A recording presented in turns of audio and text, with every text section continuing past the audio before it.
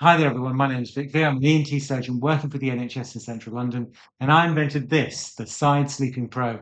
And it's basically a support system of just pillows that help you sleep on your side and more accurately, the recovery position. And I'm going to go through some of that in this video today. So the idea of this, and you can see it's very different from any other pillow system out there, is that it's designed to look at all the different pain points people have when they're sleeping on their side. So, for example, some people get pain in their ear because they're pressing against the pillow all the time. Some people have neck pain. Some people actually can't just sleep on their side. They want to go into the recovery position. And I'll explain that. Let me just get on this thing. The reason why side sleeping works is that when you're lying on your back, your tongue falls back and blocks your breathing. And it's sort of because of gravity, it falls back. If you lie on your side, there's less of a chance of that happening. But you know what? Using gravity against your tongue, so if you're sleeping into the pillow like that, and like this, to let the tongue roll out of the way, that opens up your airway even more. If you think about your teeth here, your tongue coming down like that, and your palate, the dangly thing at the back of your throat and the palate there, if with your tongue, if you're lying on your back, it blocks your breathing like this. If you're lying like this, the tongue rolls forward. But also the palate, which is normally there, flaps forward, so you can end up breathing through your nose. The tongue is just sitting there. What you want to do is sleep into the pillow. That's why there's this enormous, what I call a letterbox hole here. The idea behind this is that you can sleep with your face into the pillow and it not block your breathing. It's quite useful as well if you're a CPAP user. So if you're a CPAP user like this, you're sleeping like that, and you need to sleep on your side because you know when you sleep on your side, your tongue isn't falling back. You don't need such high pressures on the CPAP because it's trying to push your tongue out of the way against gravity, all that weight of your jaw and your tongue. If you sleep on your side or even on your front, this means that the tongue rolls forward, so the CPAP doesn't have to work so hard. You don't get so many leaks and things. So the idea is by sleeping on your front almost, like this, with your mouth in the hole, you can sleep with this thing on at the same time. The size of this is roughly the size of most of these CPAP masks. If you use nasal masks, it's even better. But this one seems to work quite well as well. So like this, I hope you saw that. And the idea is that this opens up your breathing, like the side walls and things like that. But the tongue, which is the hardest thing for CPAP to deal with, is dealt with purely by using gravity against it.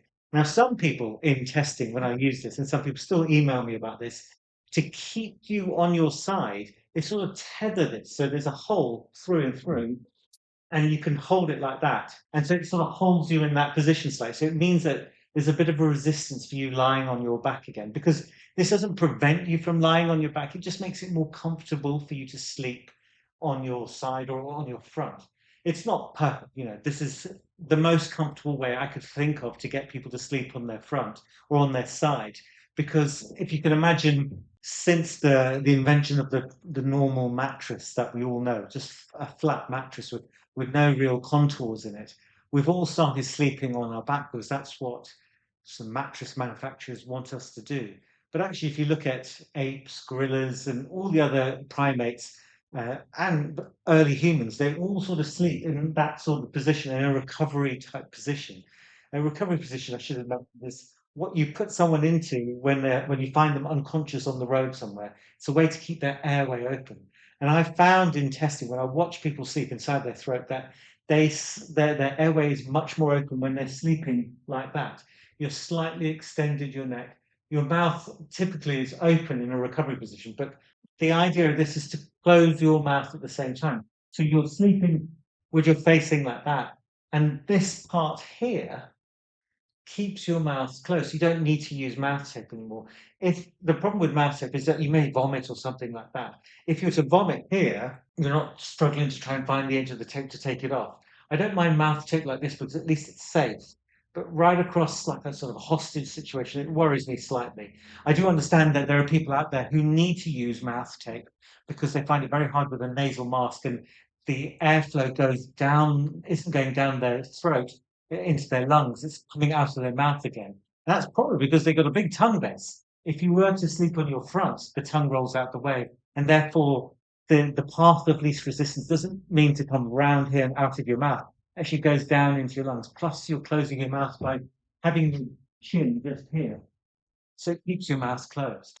Another thing that I've noticed that some people are writing to me and saying, oh, this bit here is very sharp and I don't really like it. I wish you made it more curved. I'm not saying all of you have had this problem, but if you look at the pillow, there is a curvature here, but if you flip it over, it's a bit more of a sharp edge here. So just be wary that actually you may have this cover the wrong way around. And you need to make sure it's on the curved side. And there are some people out there, there's a guy who's written to me and showed me that he's actually cut bits out of the foam to make it more curved for him. You can cut this out yourself. And remember, if if the pillow's too expensive for you or you're not sure about it, you can look at my video which explains how to make this yourself at home, so you don't have to buy this system at all.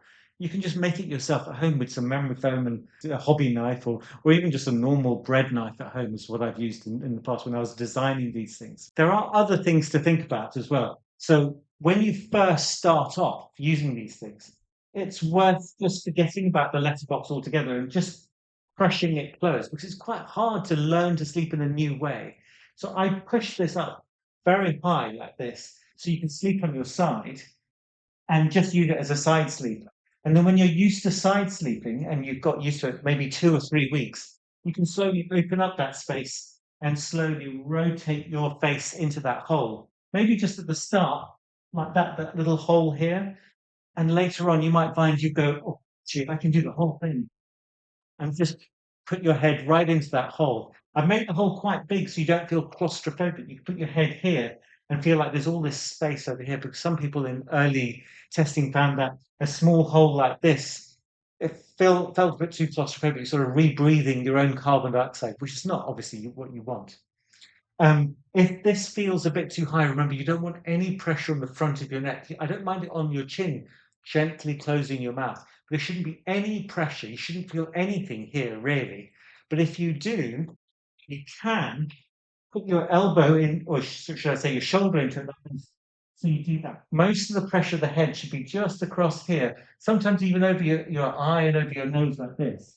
As long as your nose and your mouth are in this hole, and you're trying to turn your face into recovery position, that's a whole lot better. Now, the point of there being two parts to it is that I wanted there to be a gap for your arm to go into. Now, if your arm is in there like this, you lie down on it, but you shouldn't have your elbow touching the mattress. Just rotate it round like this. So actually, you can start off like that, and that works very well. Later on, when you're getting a bit more used to using the side sleeping probe, you can actually, instead of putting your arm forward, you can put your arm around the back like this, and then put your head in that way. What I would call either the Superman position or the skydiving position, when you put both arms up like that.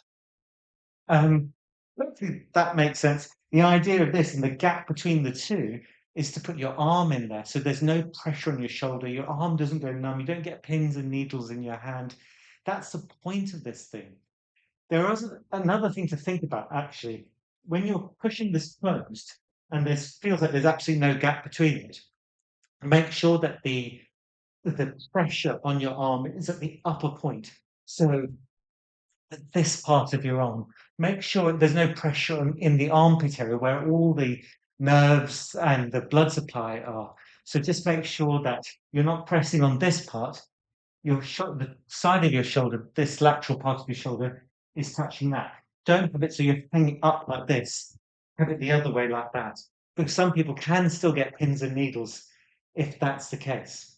The reason why this pillow goes all the way down to here is to take the pressure off your hip, this part of your hip here.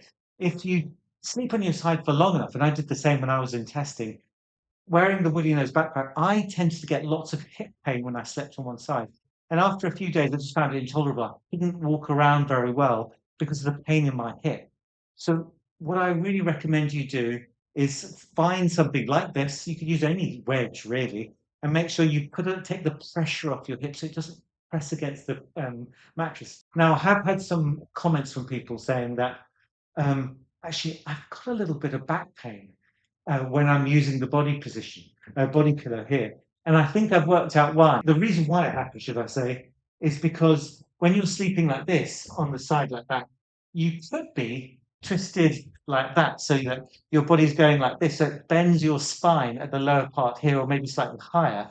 So you're in a sort of slightly U-bend type shape. Or it's the other way around. You're a bit too heavy on top, and so you curl like that. So your spine is slightly gently curved. And then with enough days of using this thing, you find you get a bit of lower back pain or slightly upper back pain. So to try and keep your spine straight, you can try and work out, actually, I think I'm a bit like this. So I put a bit more like a towel, flat towel, and maybe fold it up about a few times. So you bulk up this side here, so that instead of you going like this, you straighten up and you go straight. The opposite is also true. If you're bent like this and um, you're not very heavy up top here, then you're curled like this. And actually, you should pump this up a little bit, maybe put a pillow under both sides here to lift this up so that you don't get the back pain. Make sure your back is nice and straight. If you can get a partner to look at your spine, you can see if they stood just there and looked at your spine without a top on, you'd see, oh, you're slightly lower here or whatever. Now, some people said, look, I'm not sitting there with angles and trying to figure this all out. So I found a workaround.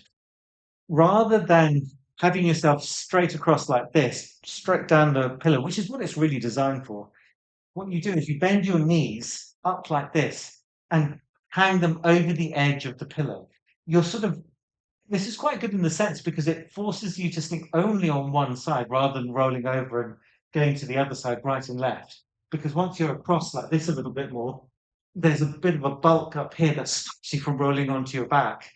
But the good thing is, if you do this and your knees are off the pillow completely, then that way you don't seem to get that curvature of your spine. You're just going at that sort of angle like that, and your spine isn't rotated at all. So that seems to work very well without having to lift this bit up or lift this bit up a bit. I just want to end off now by saying, look, using these pillows, this support system, is very different to basically any other pillow out there. It's going to be very difficult for you to get used to wearing something or sleeping on something that's different to what you're used to.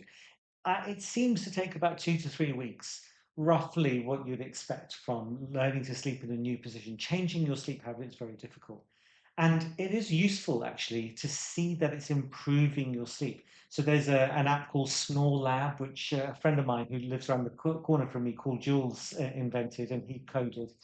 And SnoreLab is quite useful. If you're only a snorer, you can see how your snoring improves. So maybe do your SnoreLab for about a month or so you can see how loud your snoring is in different positions and different nights, alcohol, no alcohol, that sort of thing. And then start using the pillow and going, oh, if I sleep in this position, my snoring is not epic, but it's still quite high.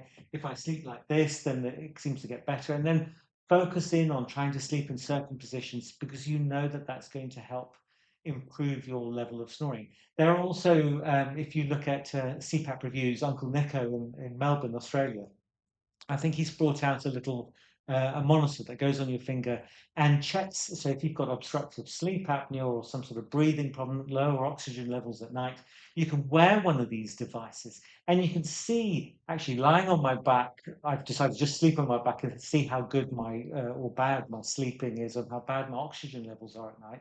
This little monitor on your finger will tell you all of that. And maybe that's how you do it all the time. But then learning how to sleep on your side, using a pillow like this, whatever, you can see the drops in your, or the improvement, should I say, in your oxygen levels, and you go, okay, actually, when I sleep on the side sleeping position, recovery position, the Superman flying position, or the skydiving position, all these little positions I've got with this, and you can look at these positions on my other videos, then you go, actually, wow, the skydiving works brilliantly for me.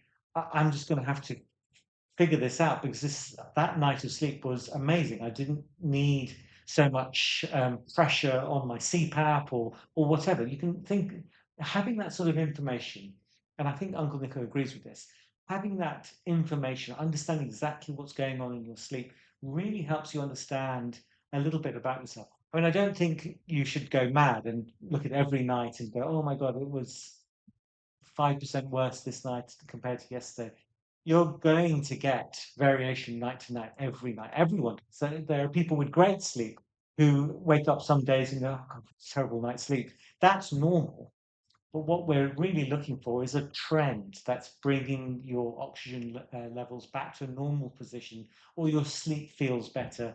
So any sort of change to your sleep typically takes a few weeks to work as well. So we call it sleep debt. It takes a bit of time to pay back that sleep debt before you start noticing the difference yourself. So if you go, wow, my oxygen levels are great this night, but I don't feel any different. We'll do that every night for 3 weeks and you'll start noticing the difference. But I hopefully this has given you a few more tips about how to use the Side Sleeping Pro. And this is really designed to keep you as comfortable as possible sleeping on your side. It's not a magic cure, and if you can learn to sleep on your side, it does take time, then it'll really help you. If you're struggling with it, please email me and I will try and help you through it as well, because it will help me understand people's sleep out there.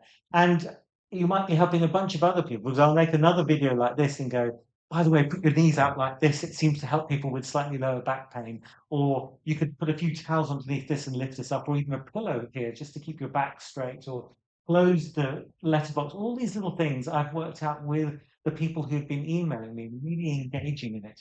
I think that's it. But thank you very much for watching this video. And also thank you so much for all the people who bought this pillow. Almost every week I'm getting people writing to me saying, look, I really, really think that this pillow, although it was difficult to start off with, it's made a massive difference in my life. Some people have even stopped using their CPAP, because I've done a video on that guy who stopped using the CPAP because actually they find this more comfortable than their CPAP. But I'm not saying this is a replacement for CPAP in any way. You should talk to your doctor at all times. And I wouldn't change your medical therapy unless you've seen a doctor and got some sleep studies before and after. But the idea is to try and improve yourself, try and understand your health, because doctors, I'm a doctor, we're not as invested in your health as you are yourself. And if you take control, if you take ownership of your health, understand the data yourself, most patients will understand more about their sleep than I ever will. And I really hope that this goes a fraction of way to get you to the point where you're breathing much better. Thank you all for taking part in my little experiment to make these pillows and help people out there. It's been a lovely experience for me. Really enjoyed the process, particularly, as a business. I thought to myself it's all about numbers and conversion rates and things like that. But I sort of felt like this interaction, the emails I get sent to me, and I write back, and they go, "Oh no, that didn't work," and I go, "Oh, let's try this," or "Can you send me a photo of you sleeping on it?" "Oh, right, try this," and that little interaction, that engagement with people, that sort of human side to this sort of business, as it were. I mean, I'm not making much money for it, but that that side of it is just so lovely. And I've really learned a lot about, I don't know if you call it a business, but I've learned so much from people writing back to me and says, well, this worked and this didn't work. And so thank you for all of those people who got involved and have written to me. It's been an honor talking to you guys. I really, really have nothing to say now. Do take care. Bye bye.